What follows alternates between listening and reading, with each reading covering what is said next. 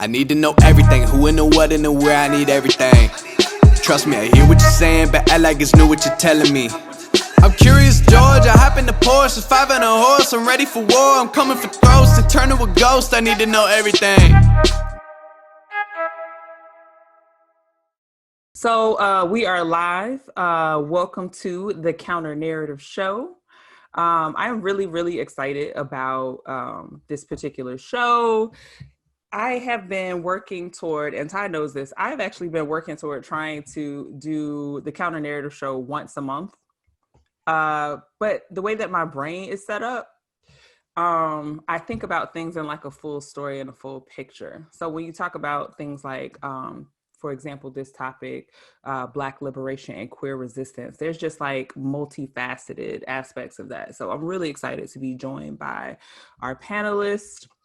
I'm going to give a quick moment for them to introduce themselves, and then I'm going to read their bio and we're just going to get into it.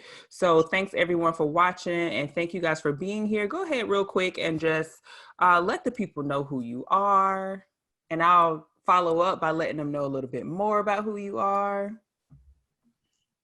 Ty, take the lead. Oh, okay. All right, cool. Hi, everybody. My name is Ty Coleman. I use they, them, he, him, and I'm not sure what Rasheem is about to read about me, so I'm going to keep it very minimal. I am a community artist and a dope Black person. Agreed. All right, I like that. Hi, I'm Saida Agostini. I am a poet, a cultural worker, and I really love beautiful gowns. Oh, and my pronouns are she, her, hers. Yes, loving beautiful gowns. And what did you say? Cultural worker. Cultural worker. We got to get into that. Like, I'm loving that, even that terminology. So they gave you a little bit of a dose of who they are.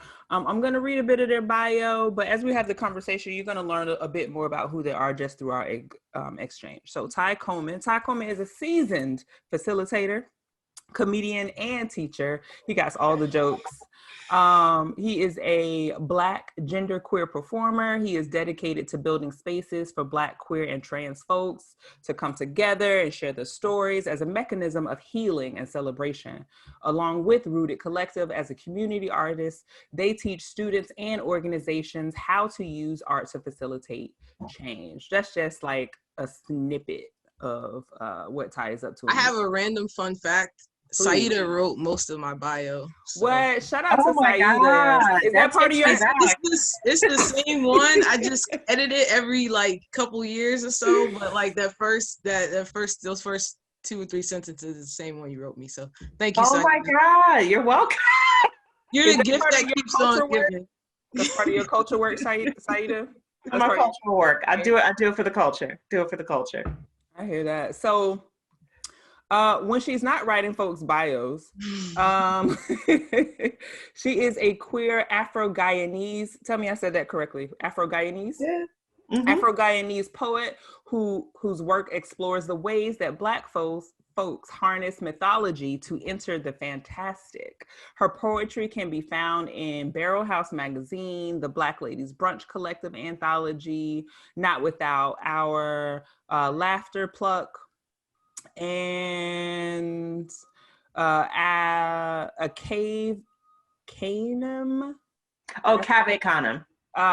Cave Canem. She's a Cave Canem graduate fellow. Again, just a snippet of what these folks are up to in the world. Thank you guys so much for being here. I really just appreciate your presence and taking time to do this. I just want to start us off with something really quick.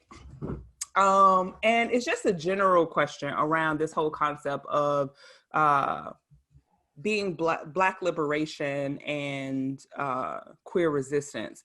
In your work and even in your lived experience, just as a starter, what does it mean to you? Because I imagine the answer to this question is going to be different for each person. What does it mean to you to be Black and queer in America today? So this was the quick question you wanted to start This was with. a quick, this was just, I was like, the ever-evolving answer that we are constantly exploring in these streets, but okay. Right. But we're gonna act like it's quick. or take as much time as you need to, because that's really the gist of the whole show, right? To really unpack what that is. So let's kick it off with what that really looks and feels like. Well, I guess, I mean, it depends on the day, right? Well, so what's interesting is I was talking with my friend Jamie the Third earlier about my chapbook that I just released, Stunt, which is about the story of Nellie Jackson, who actually I'm in events with both of y'all coming up soon to like celebrate it. But just for some really quick context, Nellie Jackson was this incredible Black woman who operated a brothel in Natchez, Mississippi for about 60 years, like had all of like the leadership in the town, the mayor, the police, everybody like move into her beck and call, and spied on the KKK for the FBI, like funded freedom fighters. And when you think about Audre Lorde's quote, "You can't use the master's tools to bring down the master's house," that's kind of what she did for a brief period of time, right? And so for me, when I think about liberation, I think about that ability just to be so deeply in my skin, and so comfortable in it that I don't question what my body tells me to do. I don't question what my heart tells me to do, right? And that I just live, right? It sounds like you're also a pleasure activist. Like, I feel like I'm hearing that as well. And I'm really excited about this book that you have coming up. And I actually want us to do like a follow-up show around just pleasure activism, and specifically pleasure activism as a site of resistance for people in Black queered bodies. Because I think that that's definitely a conversation that needs to be had. And I love the setting in terms of like the woman who owned a brothel, and I've been reading through some of your poetry as well, and it just like it brought up for me some of my favorite heroines, or some of my favorite sheroes. Someone was interviewing me recently and asking me people who I look up to and people who I admire. One of the people's strength that I love is a fictional character, Shug Avery.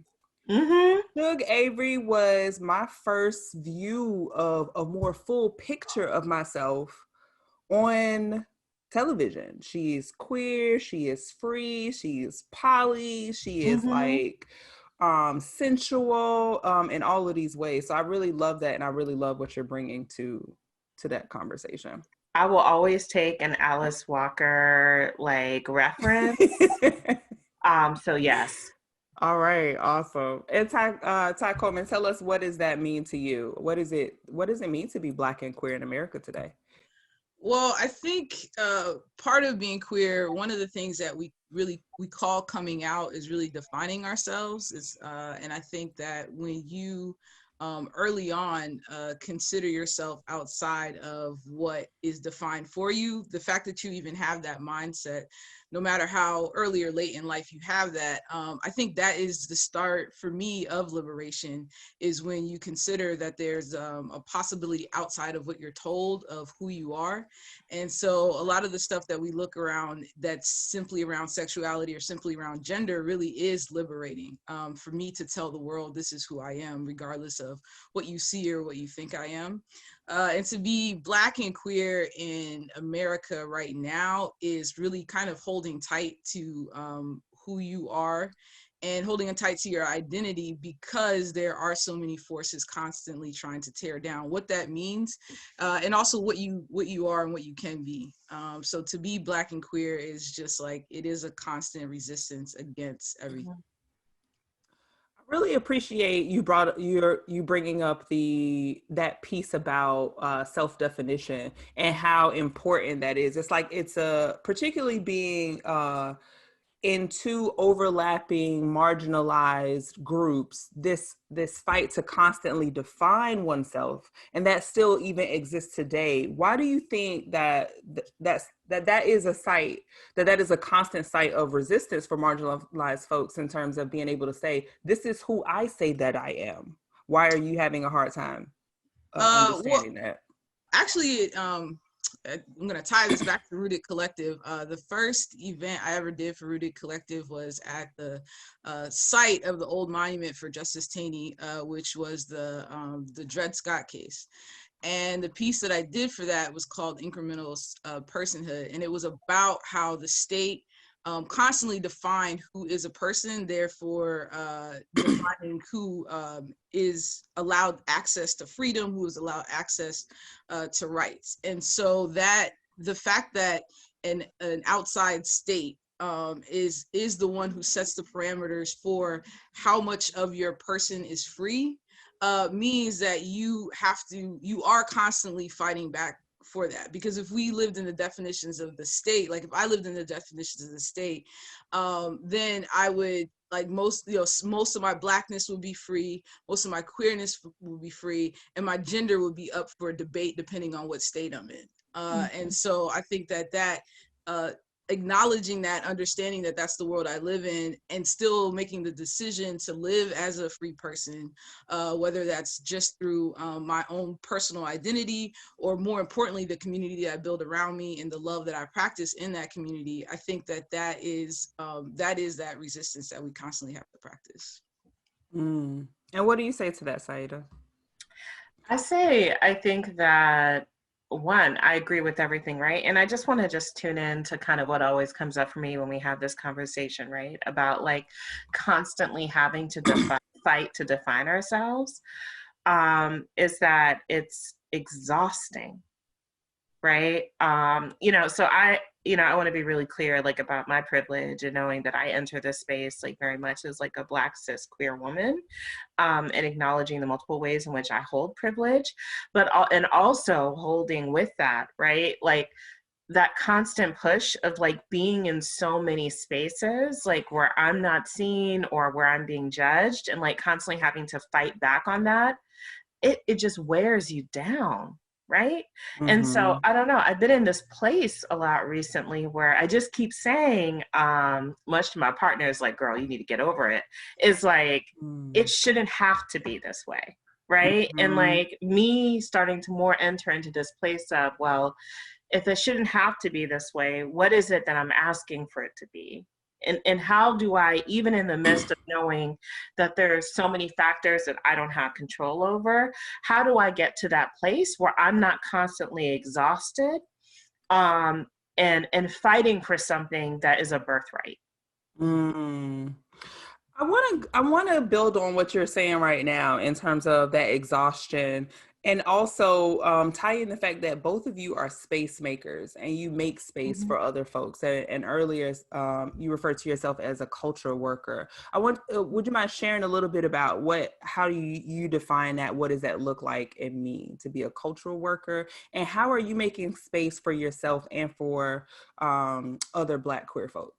Yeah, sure. So, I mean, I think like the first thing that comes up is both Ty and I are part of the Rooted Collective, which is a Baltimore-based group of like Black, queer, trans, non-binary people who are dedicated to reclaiming pleasure as an act of liberation and healing, right? And so I think one of the really beautiful things that's happened, and we actually talked about this at a recent meeting, is like we've been around now for like 3 or 4 years, but the pandemic has really pushed us, I think, into a different level of how we hold space, right? So we have like, I think now like a monthly event called Stay Rooted, like where we have folks coming in and like, we had a dance party one time. Blair, one of our other collective members, like read tarot for the world, right? And to me, like what feels so important about that, like when we think about culture, is like we are all cultural makers, right? Like we all produce culture just by living. I mean, if you go on Black Twitter, that's like a whole testimony to the many ways. I will church some days. That'd be church. It is, right? And I will never forget Do-Rag Appreciation Day and how much I've been taught to honor and respect the do-rag as a right, for what it has given to each and every single one of us, right? But so I think part of the work of a cultural worker is to name like this critical work that each and every single one of us are doing to center like the joy of Blackness in our work, in the many ways in which we engage in change making with each other without even necessarily naming it that or locating it as such. And also I would just say like around the piece around like taking care of myself or like holding space for myself, like I mean, I think so much of it these days has been about reminding myself, like, no matter what is going on or what's happening, on TV or in the world, that my right to my body, my right to my space, the right to my art is something that like I have and that other folks that can't take away from me. Like I go back to that quote by Nikki Giovanni. She just had a talk recently and she said, you are your first audience, right? And so a big way that I've been taking care of myself is as I do writing these days and as I'm like creating art, I'm really thinking about the fact, like I'm asking myself, like, is this for me? Or is this for someone else, right? Because it's great if other folks get something from my work, but I have to be able to feel like I'm being poured into by it, So I would say that's like a big place where self-care is coming in. Thank you for sharing that. Ty, would you mind sharing a little bit more of some of the ways in which you make space or participate in space making? And also, why is that important? Why do we need spaces at those particular intersections? Sure. My favorite quote and one of my biggest art inspirations is James Baldwin. The space in which I'll fit will not exist until I make it. And that's kind of my motivation for making art for myself. And the space making actually was a byproduct of just the frustration of me just stepping into the space and being like, there's literally not enough space for me, right? Like imagine trying to walk onto an elevator and it's like this much space, but my body is this big, so I either don't ride the elevator or I'm gonna have to make space for myself. And so that's what I do. I have to make space for myself. And a byproduct of that is that space that I make allows my community to come in. Because one, I am community-based. I'm always community-based because I believe that to lead is to serve, and there is no point in me getting to a space or creating a space for myself if I'm not bringing my community with me, because that's how it feels to me. That's like, I think about a club, right? I think about sneaking into the club, going immediately to the back door and open it up so the homies can get through, right? Because I'm not gonna have fun here if my people are not here, right? And so that's how my space making began. I'm an Army brat. I grew up moving around a lot. I have been the very, very first Black person someone's met. I've been the only queer identified person in spaces. I've been the only Thai in spaces many times before, and growing up that way and being used to that, it kind of is. I was making space before I had any articulation of what that was, because I really didn't know how else to survive, right? Because it was like either that or I'm gonna drown, and I didn't really have that. I didn't even think that was an option. So for me, making space is really a survival, because I have to survive. And I think, what was the other part? I know it was space making, and there was another part of the question. That was why is it important to make those spaces at that intersection? Oh, at the those, and because we're squeezed out of a lot of the main spaces, because I have been in queer spaces where no one uses my pronouns, right? I've been in Black spaces where it is very heteronormative. I've been in all of these spaces that are supposed to be mine. And then they're saying that the only way this space can be all Black if we're all one type of Black. The only way this space can be all LGBTQ if we're all one version of that. And again, similar to how I make art, that's how I make social space, cultural space the same way. Not only will you have space for me, but I also will be very loud in this place. I'm not going to, quietly exist. I'm going to loudly exist, because the next person behind me shouldn't have to yell as loud as I had to yell in order for you to hear who I am and what I am. Love that. Thank you for sharing that. I really appreciate the piece that you say about coming into the space and not being quiet when you get there. Like, it's not like I'm not like sneaking in the back door. It's like, I'm here. You're going to know that I'm here. I want to take a moment, speaking of sneaking into the space, and welcome Dr. Johnny Bailey. Apologies. No, you're Thanks. fine. I had this internet issues, but It's okay, bro. You definitely here. got to fix. I'm here. It's automatic. I'm here. Right. So I'm just going to go ahead really quick and read your bio. Okay. Dr. Johnny L. Bailey's interdisciplinary research and teaching is broad. He is a specialist in the 20th century U.S. narrative, as well as the African American narrative and gender history.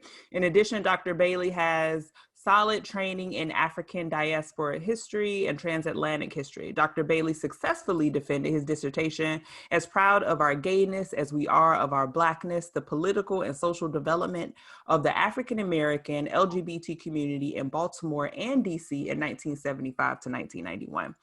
I'm going to pause right there because all of y'all are up to a whole bunch, but I just want to I want to touch on a bit of your work around as proud of our gayness as we are of our Blackness. Can you talk a little bit about that work and why that Well, I want to say this. It's just taking me. I'm beginning now to openly express when I get to academic circles, even when I get to activist circles, or just I'm starting to feel comfortable telling people that even the title of my dissertation. This will tell you a lot. This will make you pause. And we still have a lot of work to do. Because when I finished my dissertation, I remember back when I finished writing it, I didn't feel comfortable telling people the title of it. Can you say more about that? Because, first, because when I was writing it, I received some pushback from some professors. Second, homophobia, racism is still real. Right. Even back when I finished it back in 2017, even now. And now it also tells out that I'm beginning to come to terms with the title, even the title, let alone explaining the methodology, the conceptual framework to people who have no framework of gender, sexuality, race in the United States. So me as a queer Black scholar, if I have an issue not coming to terms with the dissertation, right? We make it's really complicated. It's really a lot. Thank God I had a dissertation advisor who was I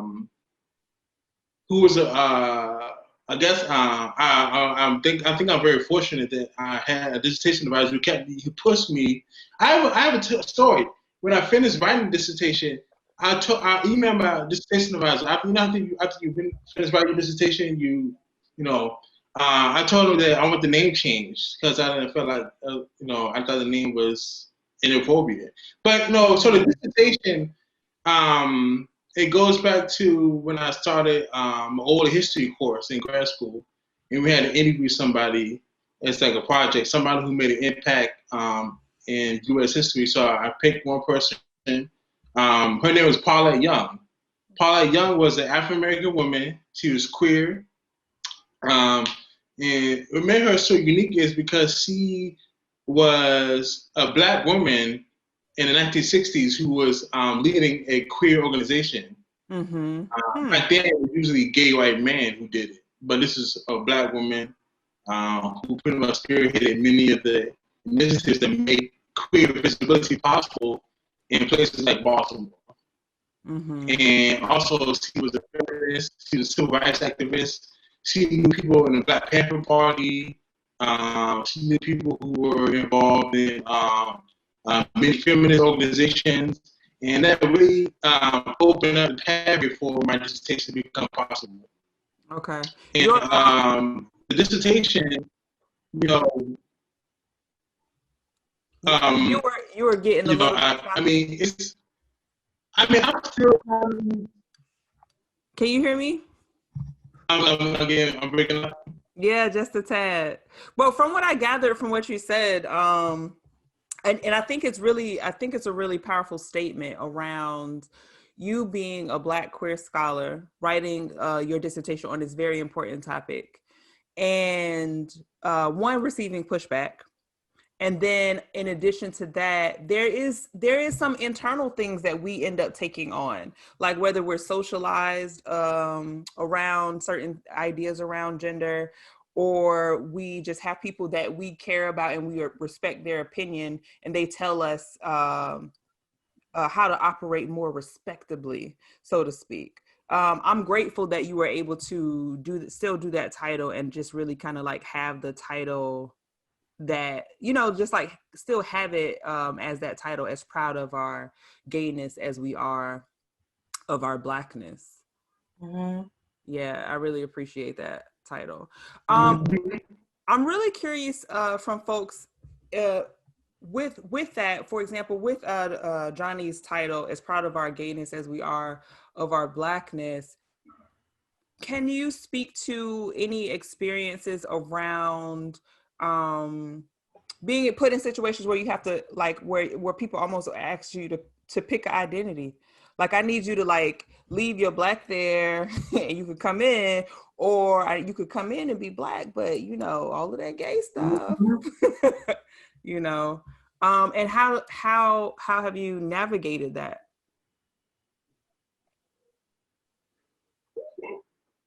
Well, you know, that's that's something. That's why I think identity is so complex. But you know, I think it's as you know, we learn to you know, Du Bois's Double uh, consciousness. double consciousness, Mm-hmm. that theory that, but I think also it applies to um, some people have to have more than two consciousness or triple consciousness. Right. Um, you know, based on your, it could be ableism, sexuality, race, class. Um, I think it's sometimes that we have to, but I think it's unique now because I think what Black Lives Matter, what's so unique about Black Lives Matter movement is they put this intersectional identity into the centerpiece of their activism. And I think that we're beginning to, we're beginning to see more spaces that are open to understanding intersectional identities. Mm. But at the same time, a lot of people uh, have a failure of grasping that we can be Black and queer at the same time, and that both issues are intersectional and a centerpiece of our liberation. And we cannot fully achieve this end goal if we fail to recognize that many of our identities are intersecting at the same time. Honestly, I'm still working through how to walk in spaces and wrestling with these two identities. I'm getting better as I get older, you know, as time progresses. It's something that you have to, it's unique to everybody, to everybody who goes through these things, complex issues, to have to wrestle with these multiple identities within themselves. Okay.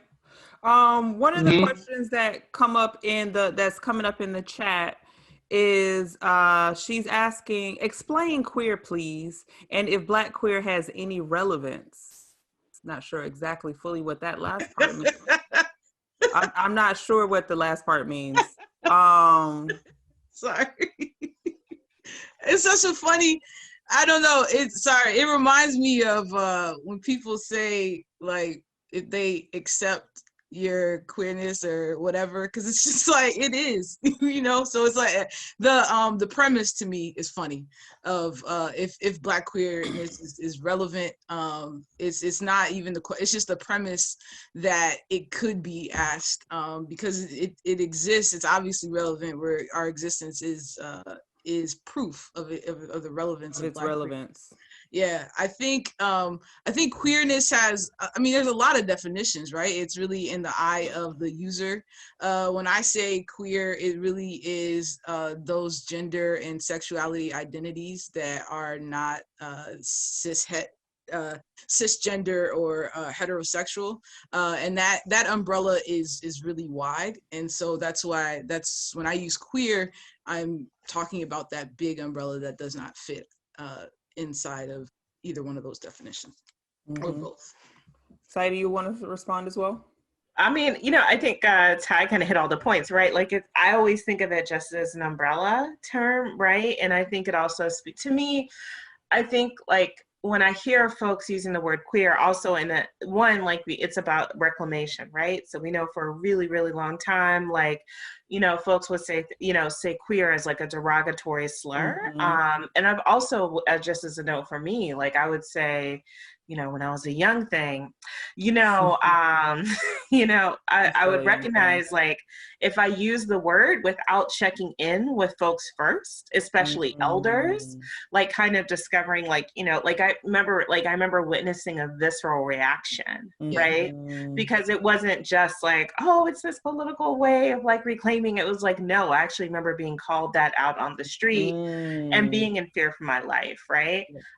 So I also definitely want to just center and name the fact that there's also like this generational piece to it as well.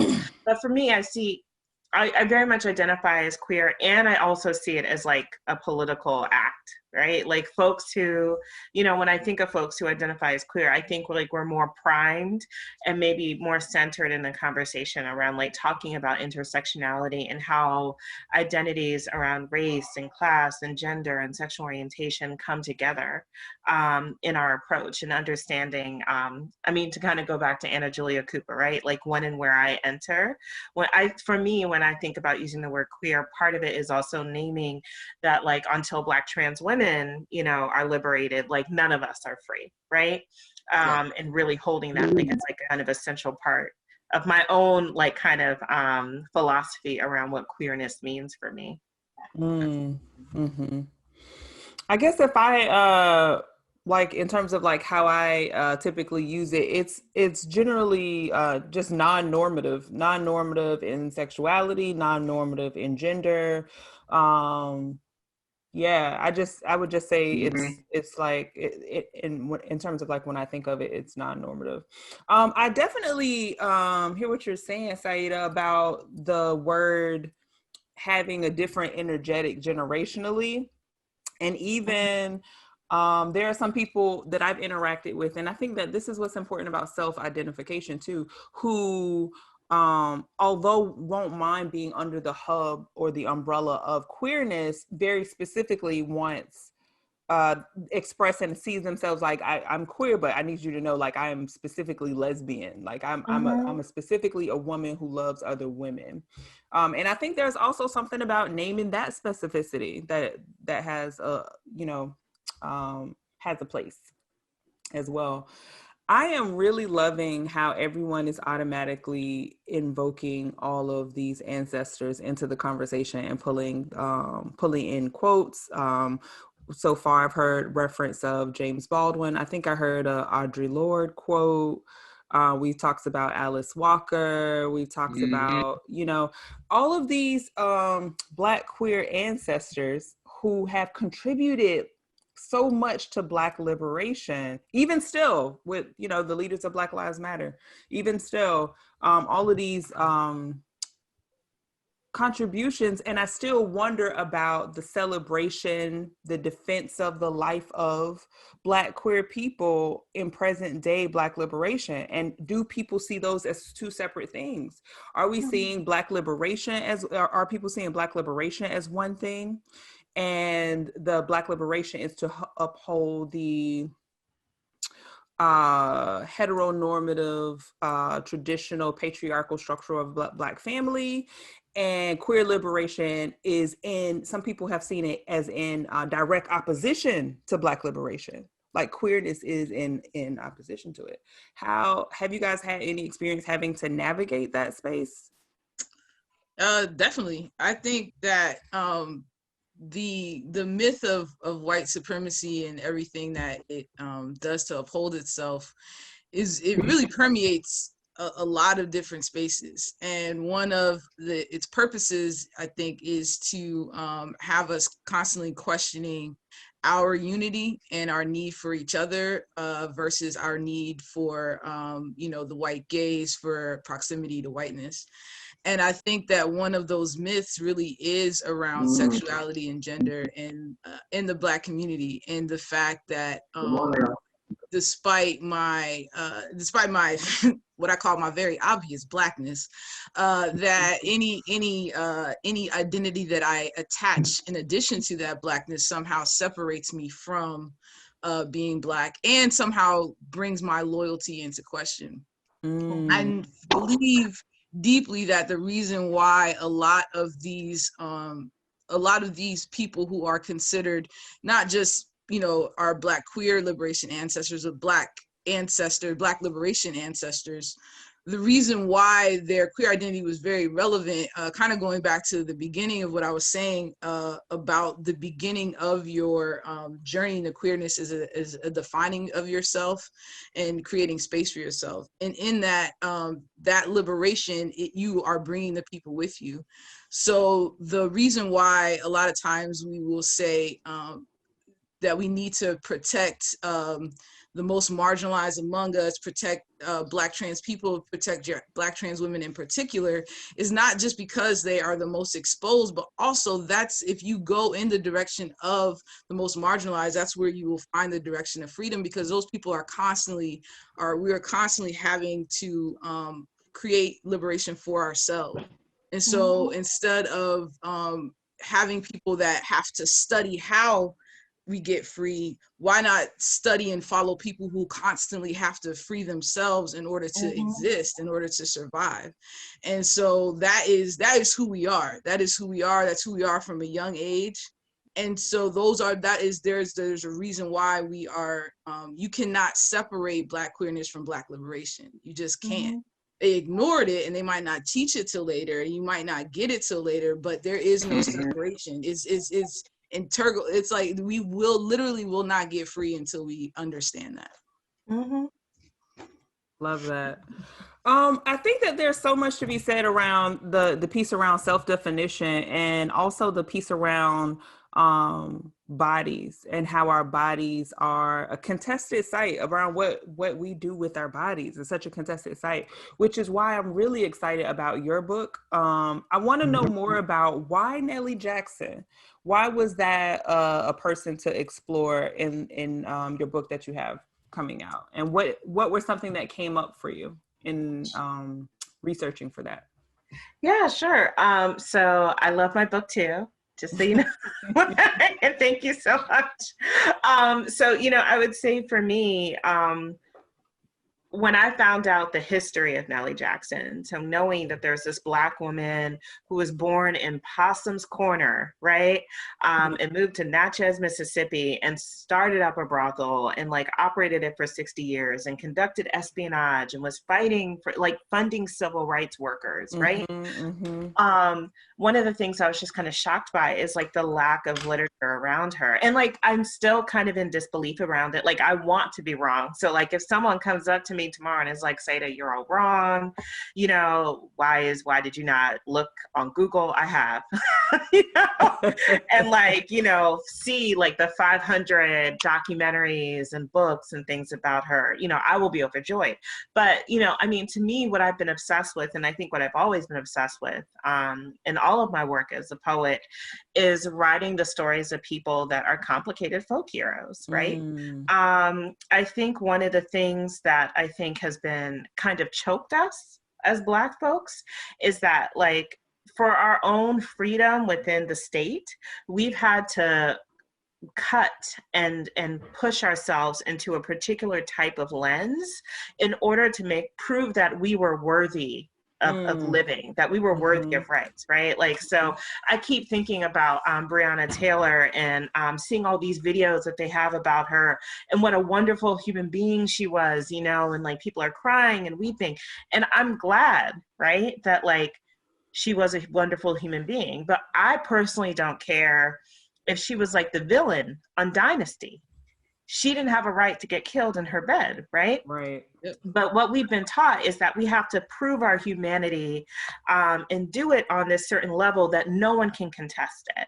And so I think with Nellie Jackson, what you have is this woman who clearly is pro-sex worker, right? And also has this really complicated narrative. Like, she was bribing mayors, she was bribing police officers. Her brothel only catered to white men, because if you start letting Black men come, you know, once again, that puts your business at risk. And what you have is this woman who for 60 years was able to operate a business outside of the law with the law's full consent, right?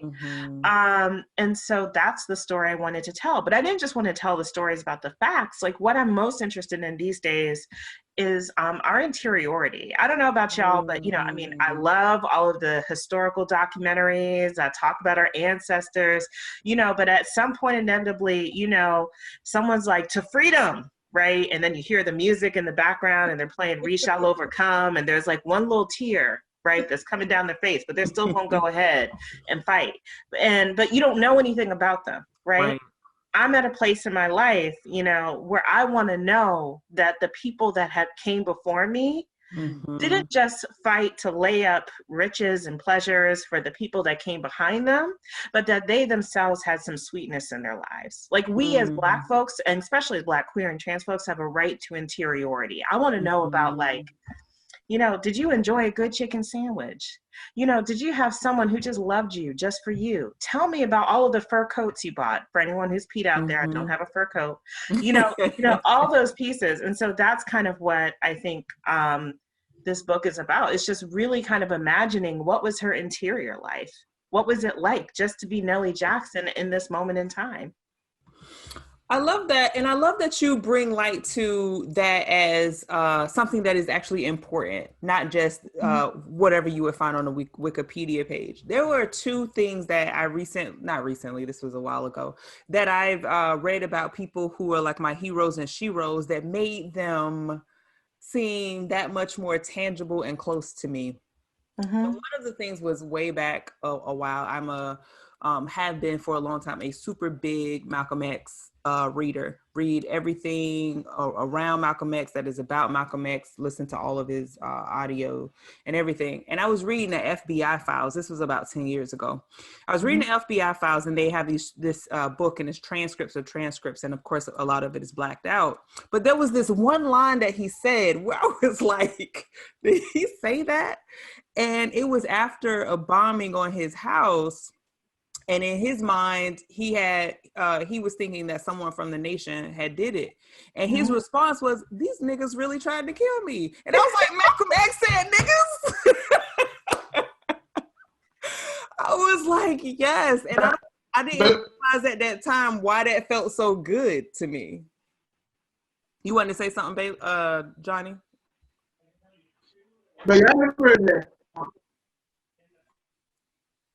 But y'all remember that when you know Malcolm X, because you know Malcolm X was a wet boy. A what boy?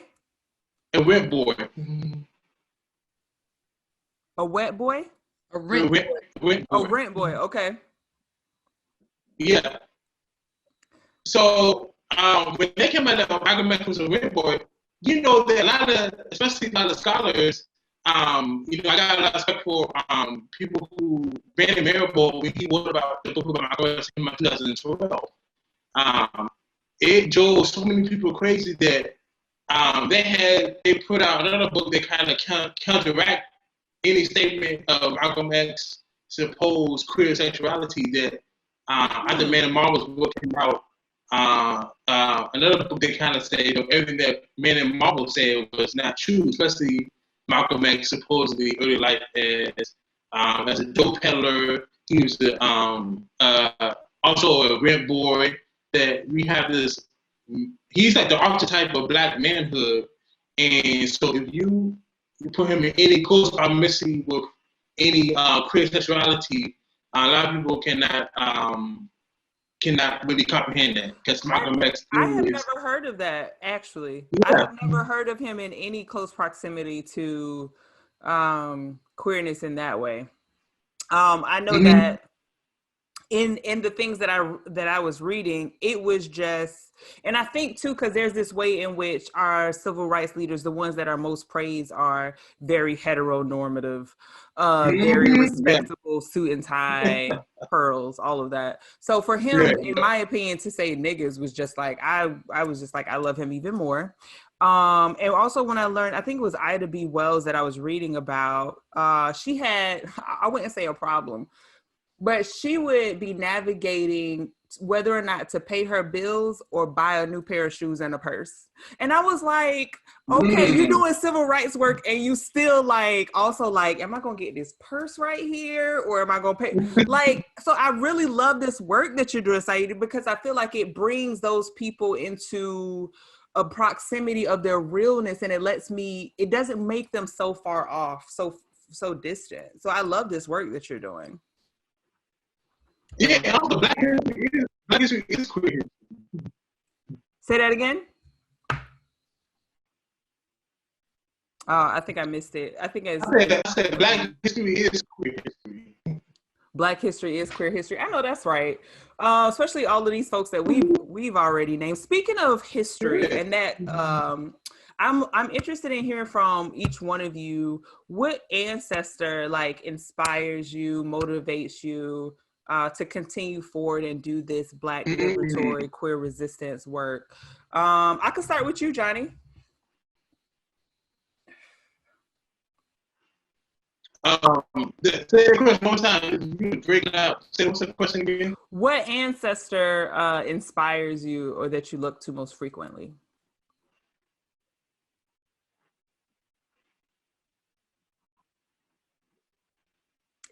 I broke up again. I'll say right there, Maya Angelou. No, Maya Angelou? Okay. Because you look at her early life.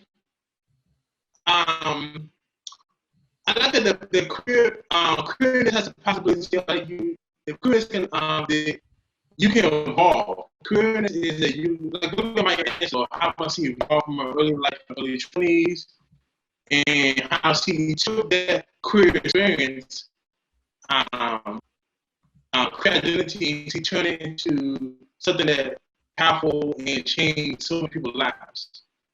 As you all know, with Maya Angelou, you all know what she did in the early 20s, right? She wasn't just this.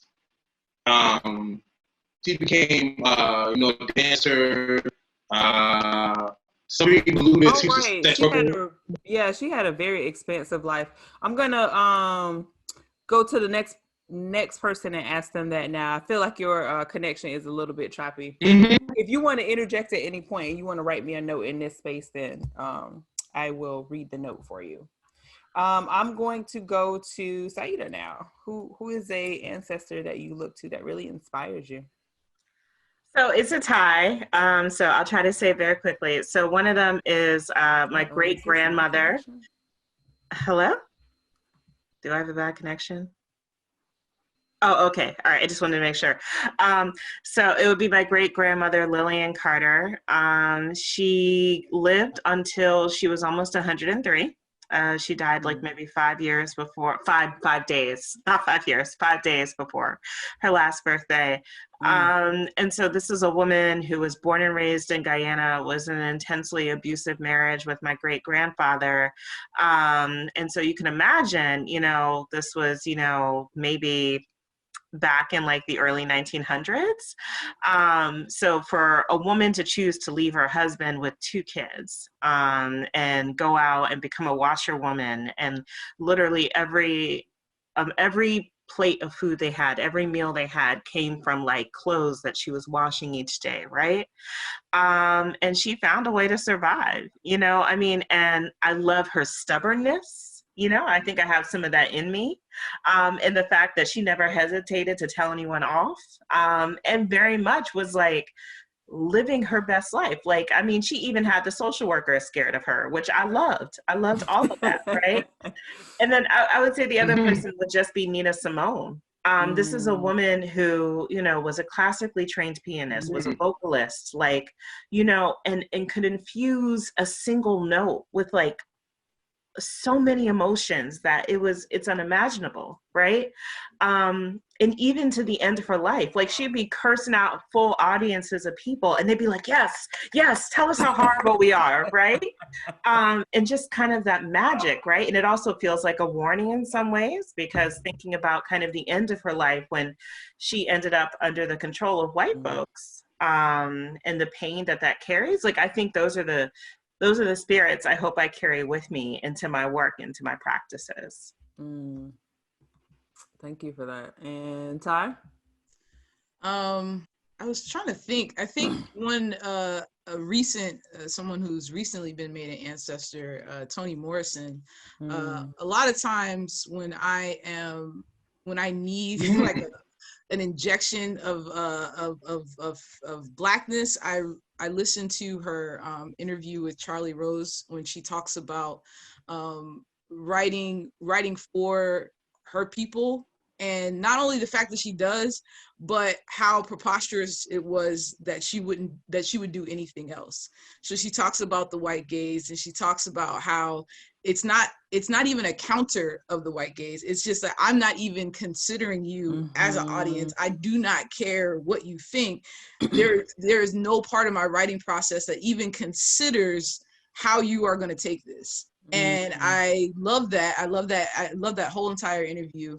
It's on YouTube if you want to check it out. And it also it always feels really good to listen to that before I write, listen to that sometimes when I perform, before I perform, because it reminds me of like, that's how I want to be in the world. I want to be where I am not worried about the gaze of anyone outside of like whatever is a reflection of me. And that's what I create art for, because that's what I needed, right? When I always needed something that reflected who I am. And so that's what I always want to create. So just Toni Morrison, I mean, her body of work is amazing and very few peers, but also just like her approach to that continues to inspire me. Love it. Man, you know what? I'm the host, so maybe I don't have to answer. No, just kidding. It's so many, but I think a lot of mine, Audre Lorde is definitely a person that I go to and I read. Toni Morrison is definitely a person that I go to and read. And I know she's a fictional character, but Shug Avery, the embodiment of what it looks like to be a free Black woman, especially at a time where like everyone wanted to possess her. Everyone. I don't know. It's inspirational to me. It's something to aspire to for myself, to be that free outside of anyone's gaze, control, or possession. Or if I am possessed by one, it is like, I am giving you this. I am desires. I'm in desire of you possessing me. So though that's my inspiration. Oh, Johnny, you wanted to say something? Oh, I want to add one more person. Every every 1920s blues man, blues woman in the 1920s. Johnny, could you write it down? Could you type it in the thing and then I'm gonna say it for you? It's chopping up, and I want to make sure people get what you're saying. So as we close out and Johnny's writing. So the people who made the blues in the 1920s. Johnny, people who made blues in the 1920s. Yeah. Okay.